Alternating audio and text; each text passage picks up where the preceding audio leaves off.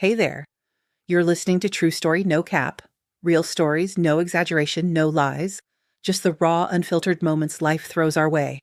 Relax, lean back, and let's get started.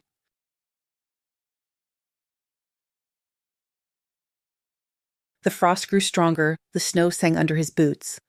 Large stars, like diamonds, looked down upon the earth from the high sky. George was hurrying home. His nose and cheeks glowed with ruddiness. The cold crept towards his body even through his thick, padded jacket. Only his feet in voluminous felt boots were warm. The man was returning from a friend's house. He and Peter had known each other since childhood. Life had thrown all sorts of curves, but Peter had always been a support in difficult times, offering help and sharing what he could. Most often in silence because words came with difficulty. However, there was no need for words. Peter was one of those thanks to whom George remained in his native Oak Ridge, although his grown children, who had firmly settled in the city, often invited their father to live with them. Well, think about how much easier life would be, his daughter Sarah insisted. Apartment conveniences, not burdened with worries about the land. Your income allows for housing costs and leisure. You'll go to the cinema, to the theater. But how can I leave my home walls? George persisted. What about the house? Echoed his son William. What about the house? Decrepit, settled. You're always patching the roof or fixing the fence or something else. Endless chores. But in an apartment, it's bliss. You'll live in complete comfort. A stone box? George insisted. What would I do there? You're constantly busy with work and I'd spend my days alone like an owl? We'll come more often, Sarah offered her arguments. As it is, you live 150 kilometers from the city. It's a long drive. George merely sighed and shook his head negatively. No, he wouldn't leave Oak Ridge. His children, people of a new mold, pragmatic, wouldn't understand. There was, of course, some truth in their words.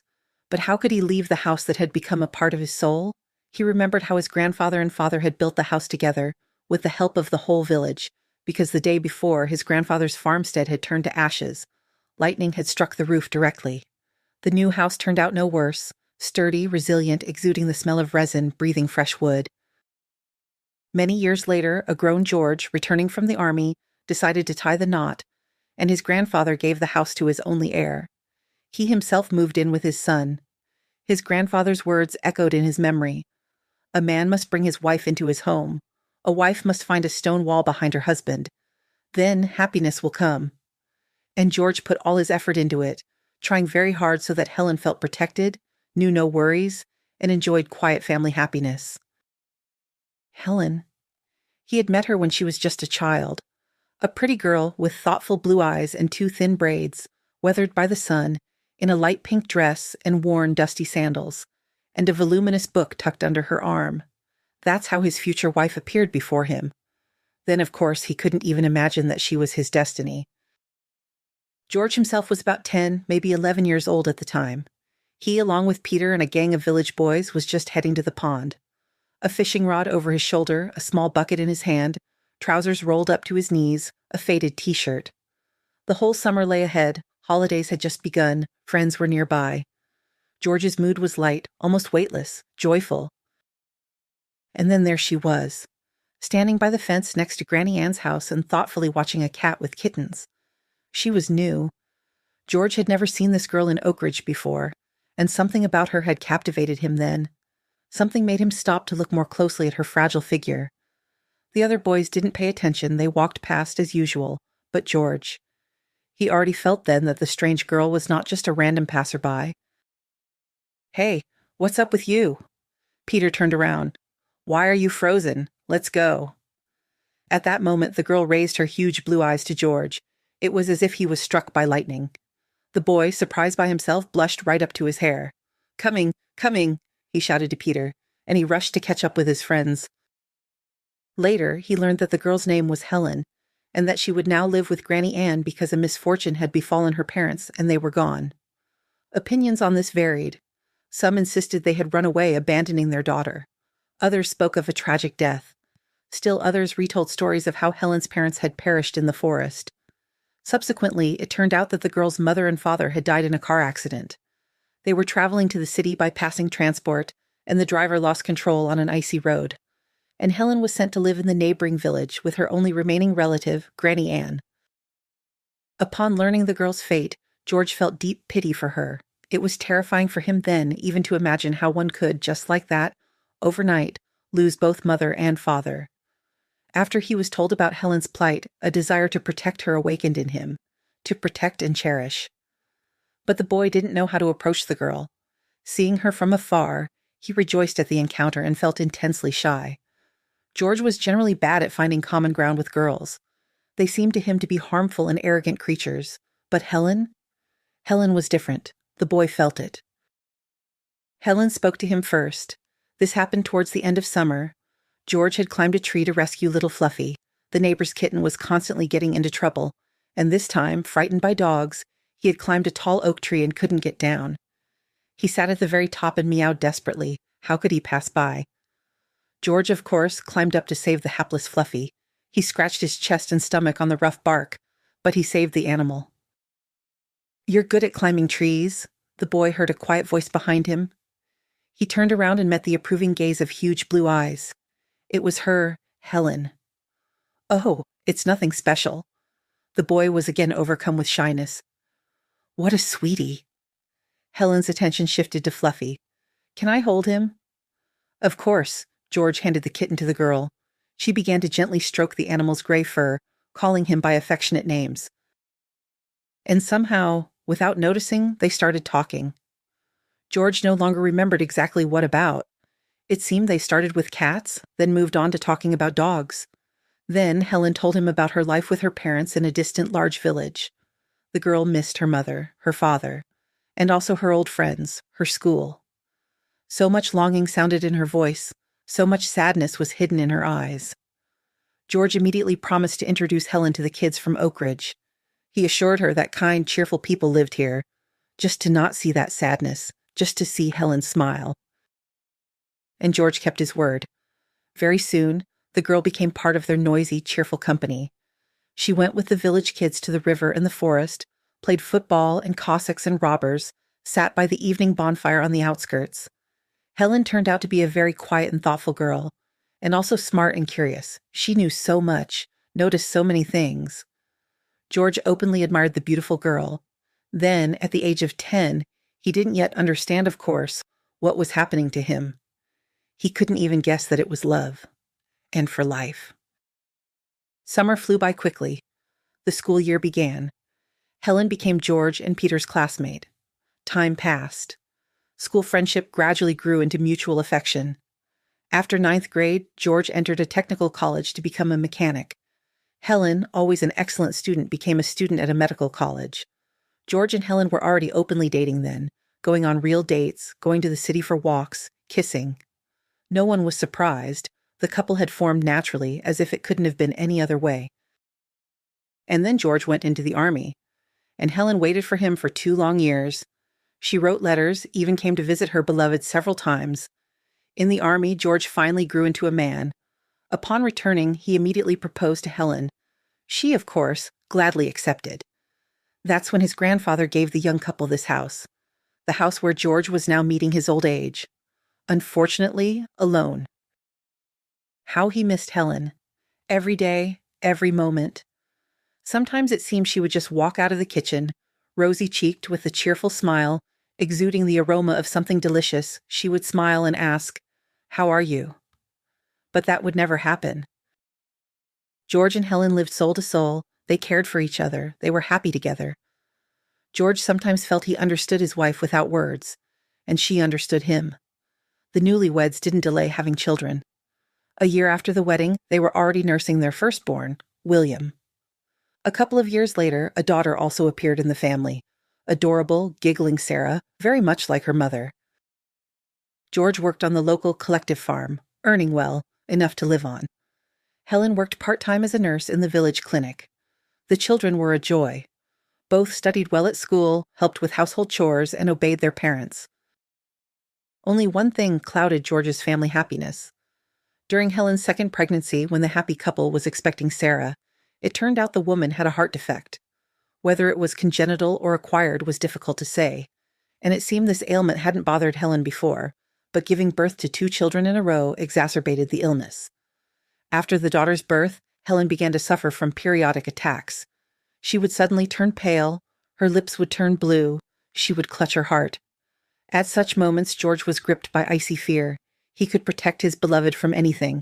A rabid dog, an evil person, the elements, but not from a treacherous illness. George and Helen dreamed of a large family. They weren't planning to stop at 2 children. But the doctors said Helen couldn't become a mother anymore. It was dangerous for her life. Helen constantly took medication and periodically went to the hospital. Gradually, George got used to it. Got used to the fact that the illness was under control, and almost stopped fearing for his beloved wife. The children grew up. First, the son left to study in the city, entering the economics faculty of a prestigious university. On his own, without connections, without money. George and Helen were very proud of their eldest child then, but they also worried about him. How would he manage alone in the city without them? What if he dropped out of school, fell in with a bad crowd? But William didn't disappoint. He studied excellently and even worked part-time. 2 years later, his sister Sarah followed in her brother's footsteps. She also left for the city. And George and Helen were left alone in their native home. Yes, that was the golden period of their life. George remembered it with nostalgia. The children were grown, living their own lives, occasionally visiting with a heap of impressions and news. The son and daughter were doing well, even excellently.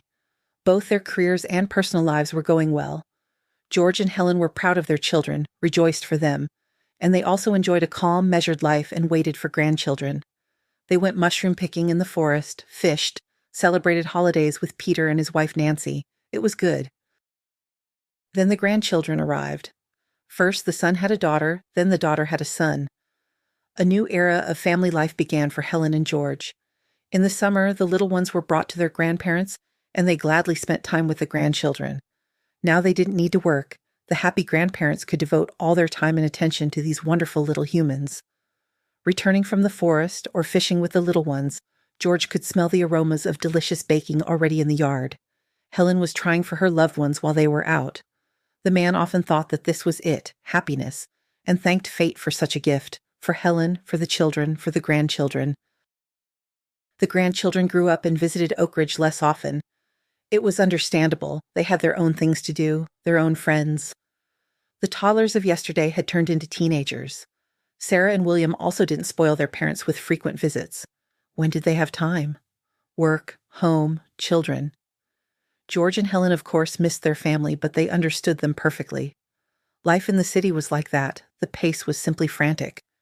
When George and Helen visited their children, they managed to get tired of that rhythm in a couple of days and gladly returned to their quiet, cozy Oakridge, to their beloved home. And then the illness finally showed its full strength. Helen got worse. The expensive medications William had ordered from abroad didn't help. Treatment at the best city medical center didn't save her. Helen slowly faded, weakening every day. George saw it, saw everything, understood, but could do nothing. Absolutely nothing. No, he could do something. He filled his wife's last days with happiness, light, and joy. Every morning he gave her bouquets of wildflowers, and later, bright autumn leaves. He cooked Helen's favorite dishes, talked with her for hours. They remembered the past, including their carefree, happy childhood. Helen smiled, gently, affectionately. George tried to capture that smile in his memory in the smallest details. One evening, Helen felt unwell. George called an ambulance. His wife was taken to the city hospital. George held his beloved's hand until she was wheeled away on a gurney to the ward. The man never saw his wife alive again. The doctors did everything they could, but it was no use. George suffered greatly from grief. Everything around him lost meaning. Colors faded, sounds became muffled, as if coming through a thick layer of water. The children stayed with their inconsolable father for a while and then fluttered back into their own lives. And it was good. Affairs and worries distract from grief, help get through difficult days. Peter, faithful Peter, stayed with George. He came every day, sat nearby, silently, as always. The friends smoked on the porch steps, sometimes discussing news or the weather. Peter's wife Nancy also often appeared, always bringing something tasty, pies, goulash, even dumplings. Everything George usually liked. The man appreciated the care of close people. He knew they also grieved for Helen. All four had known each other since childhood and had become like family over the years in Oakridge. Gradually, life returned to its course. George somehow adapted to the new reality, learned to exist without Helen. Although, why without Helen?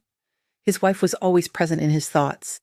He talked to her before bed, shared sorrows and joys. Mentally, of course. These silent dialogues made the man feel lighter, warmer, perhaps. The children urged their lonely father to move to the city, closer to them. The money George and Helen had saved would be quite enough for a cozy one-room apartment. Life in the city, according to William and Sarah, would be easier and more pleasant. And they, their children and grandchildren, would be nearby. They could see each other more often. But George just couldn't leave his home, where every corner reminded him of happy years. And the landscapes of Oak Ridge, and the forest, with which the man had become so close over all these years, and his favorite spot by the river, where he went fishing and where he could think so well, and Peter and Nancy. Finally, silent Peter, who had become a brother to George. No, the man could not leave Oak Ridge. This was his place. But how to explain this to his children? They presented logical arguments that were difficult to dispute. George had almost reached his gate. His house stood at the edge of the street. Beyond the fence, his gaze immediately fell upon the snowy highway, along which cars now passed very rarely. Further on stretched a wide field, and beyond it, the forest rose like a wall, the very one where George loved to spend time. It was already late and cold. The frost seemed to be getting stronger. Tomorrow, perhaps, school would even be canceled. Wide, straight columns of smoke rose into the sky from the chimneys. Life was bustling in these houses. Wives were cooking dinner, children were doing homework. It was cheerful, warm, bright, cozy. And George? Empty rooms awaited him. Warm ones, though. When he went out, the man had heated the house well. It was quite bright, although there had never been streetlights on George's street. They were mainly in the central part of Oak Ridge. But the light of the full moon which had rolled into the sky was quite enough. George habitually surveyed the surroundings. That's when he noticed her in the distance, a small, thin, hunched figure of a person. Someone was trudging along the side of the road, slowly, barely moving their legs, either from exhaustion or perhaps injured or drunk. In any case, the person clearly needed help. It was dangerous to stay outside in such frost. George hurried towards the lonely figure. For his age, he was in excellent shape, didn't complain about his strength, and could still run very fast. Daily multi-hour walks in the fresh air and physical labor, no matter what you say, were very hardening. This person was clearly not from Oak Ridge, because they were moving away from the village, trudging right along the highway towards the city. Could they really be planning to get there on foot in such frost? George sped up. The figure kept getting closer and closer. Now only a few dozen meters remained to the person. George had become nearsighted in his old age, but from this distance he could already make out that a young woman was trudging along the road, sinking into the deep snow. She looked a little older than George's granddaughter, about 20, maybe even less. Thin, somehow frightened, in a long, fashionable, but clearly unsuitable down jacket for such weather, and in light boots with a low heel that looked utterly ridiculous outside the city. The girl was shivering, wrapped in a scarf wound several times around her neck. She had no gloves or mittens on her hands. Her thin fingers were completely numb. "Wait!" George called out to the stranger. The girl turned around. Quite pretty, with large brown eyes, a scattering of freckles on a slightly upturned nose. Short chestnut curls peeked out from under her knitted hat. The girl flinched in surprise, clearly not expecting to meet anyone on the deserted road. Then fear appeared in her eyes. George understood. If the girl could only do it, she would immediately dart forward. She would run away. But the stranger had clearly been exhausted for a long time. She could barely move her legs. "Don't be afraid of me. I won't do anything." George tried to speak as gently as possible. "You need to get warm. The frost is getting stronger. The nearest village is 25 kilometers away. You'll freeze." The girl stopped. She understood that George was right, but she seemed to see no other way out. The stranger looked completely desperate. "Did something happen?" George asked sympathetically. He knew letting this girl go was tantamount to abandoning someone to certain death. "Yes," the stranger finally said. Her voice trembled. The girl was clearly holding back tears. Do you need help?" "Yes," the girl nodded again. It seemed she was afraid to say anything more than this short yes, because then she wouldn't be able to hold back the tears anymore. "That's good. Let's go to my house now. You need to warm up quickly. Your cheeks are completely frozen already. We can think about how to help with your trouble there." The girl hesitated. It was understandable. Going into the house of a stranger met at night on a deserted highway was a risky decision, but she had no other choice, and the stranger nodded briefly in agreement. Excellent. My house? It's very close. Look, there it is, standing by the road. George spoke in a calm, ordinary tone, trying to reassure the young lady a little. The stranger walked a little behind George and looked around fearfully. Her whole body was tense. She was ready to run away at the slightest sign of danger. In the yard, old Rusty ran up to George, wagging his tail. The dog who had served as the house guard for almost 15 years. Loyal, smart, kind. He sniffed the guest and barked a friendly welcome as if inviting her in. The girl smiled, patted the dog's head, and the tension that had gripped her seemed to loosen a little.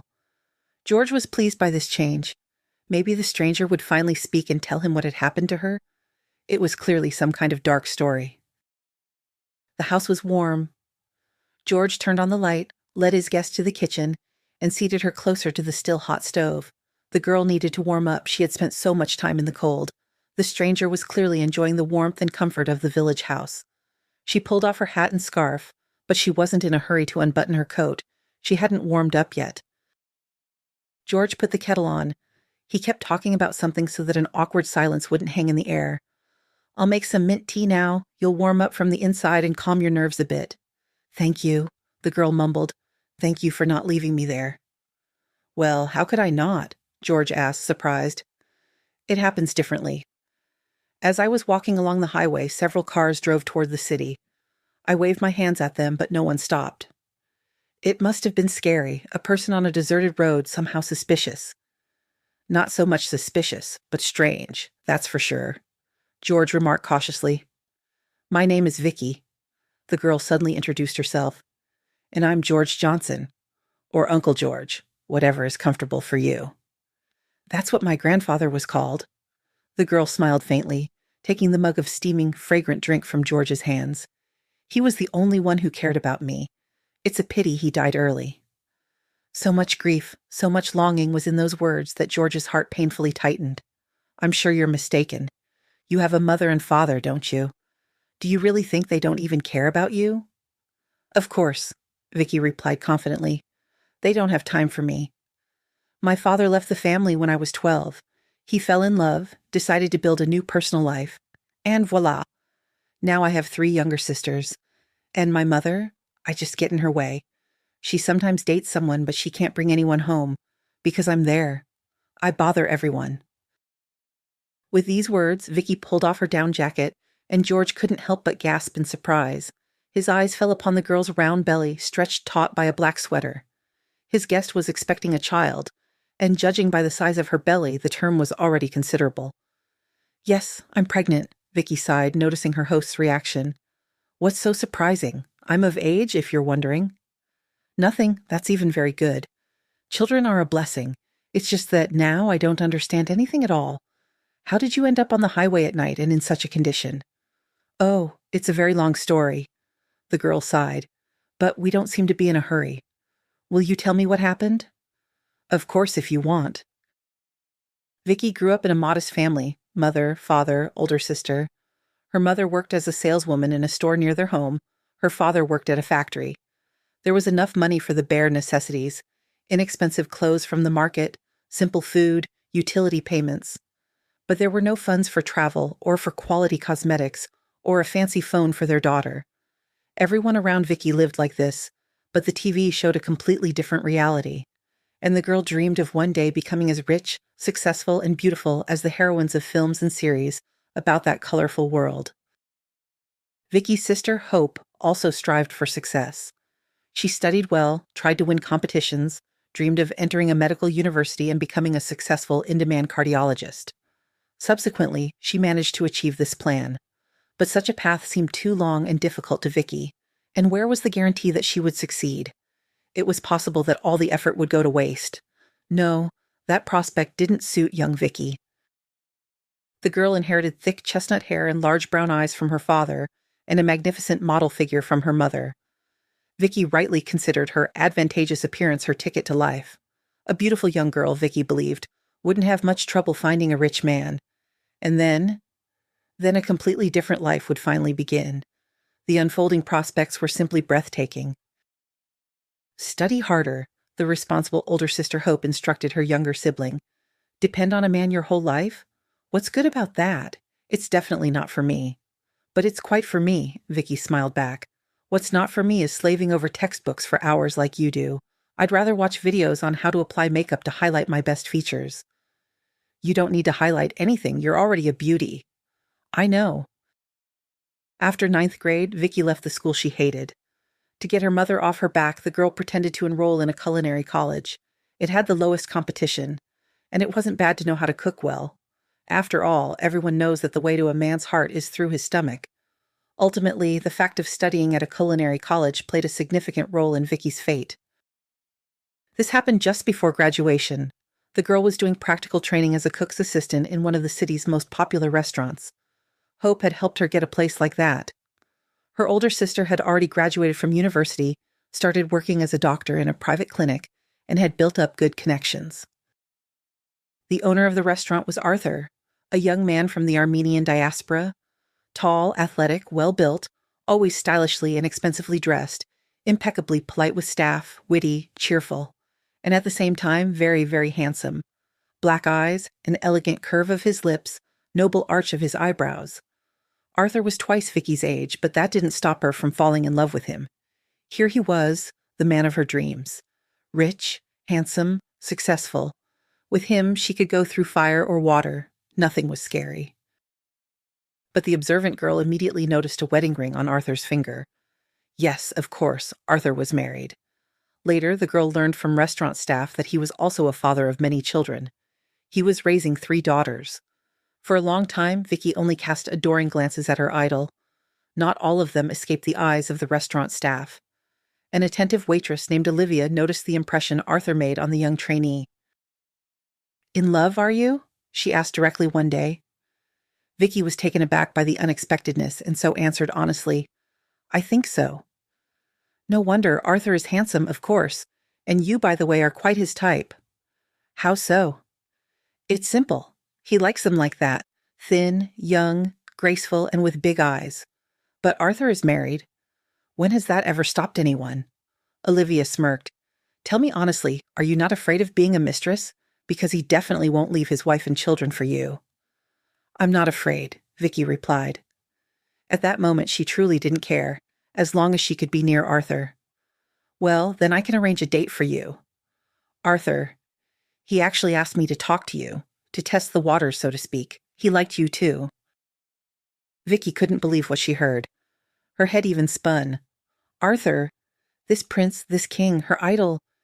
Had he really noticed her and even asked Olivia to talk to her? Wow. Of course, Vicky gladly agreed to the date. Their first meeting took place in some huge country mansion. Everything was mysterious and romantic. Arthur sent a car for Vicky, and the driver took her out of the city to that very mansion. Luxury. Everything in this place was luxurious. The girl felt as if she had stepped into a movie about the beautiful life, one of those she loved so much. Arthur was waiting for Vicky in a gazebo decorated with lanterns and flowers, right next to the pool. Stars shone brightly in the sky, and he looked at Vicky with admiration, interest, and smiled. All of this made the girl's head spin. Was what was happening real? Or was it just a dream or fantasy? Doubts vanished when Arthur approached her and gallantly took her hand. The warmth of his palm, it was definitely real. That evening, so unusual, so romantic, so fairy tale-like, Vicky completely lost her head. Arthur turned out to be even more perfect than he seemed from afar. Smart, sensitive, insightful. In some incredible way, he guessed all of Vicky's desires and fulfilled them almost instantly. And the way Arthur looked at her, that gaze made the girl feel wonderful, unique. Next to Arthur, Vicky felt like a queen. Arthur spared no expense on gifts. Expensive jewelry, designer cosmetics, elite perfume. The girl's dreams came true. Vicky now bought clothes in boutiques from famous fashion houses. These things, they were strikingly different from everything the girl had worn before. In dresses and jeans from renowned couturiers, Vicky felt luxurious, irresistible, stunning. The admiration in the eyes of others, and most importantly, in Arthur's dark eyes, further convinced the girl that she was beautiful. Arthur, he was so gentle with her, The authoritative, rich man treated Vicky like a fragile flower or a crystal vase. It was so pleasant to be near him, to breathe in his scent, to feel the warmth of his hands, to hear his low voice with a slight rasp, to see his smile, a kind, charming, warm smile. They usually met in that same mansion. As Vicky understood, it was one of Arthur's country houses for leisure. There were many spacious, stylishly furnished rooms, a large gym, a mini cinema, and a pool. Even 2 pools, one in the yard, the other right in the house. The space around the indoor pool was decorated like a beach, white sand, palm trees, sun loungers. Arthur and Vicky often spent time here. While the girl swam in the pool, Arthur, lounging on a comfortable sun lounger, watched her. The man told Vicky that he admired her graceful movements and sculpted figure. The girl was pleased to hear this. During these meetings, which happened regularly, sometimes once a week, sometimes twice, there was no one else in the house, not even staff. Vicky enjoyed the closeness of her beloved and the surrounding luxury, without regard for anyone else. Of course, Vicky perfectly understood that she was just Arthur's mistress. The man had emphasized more than once how important his family was to him. At the same time, he looked at her. Her presence made him happy. Vicky knew this for sure. Everything else didn't matter to her yet.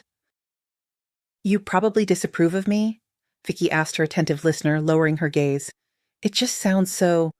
But you see, I knew Arthur was married, and I still agreed to this relationship. And with joy." "Not at all, honestly," George replied.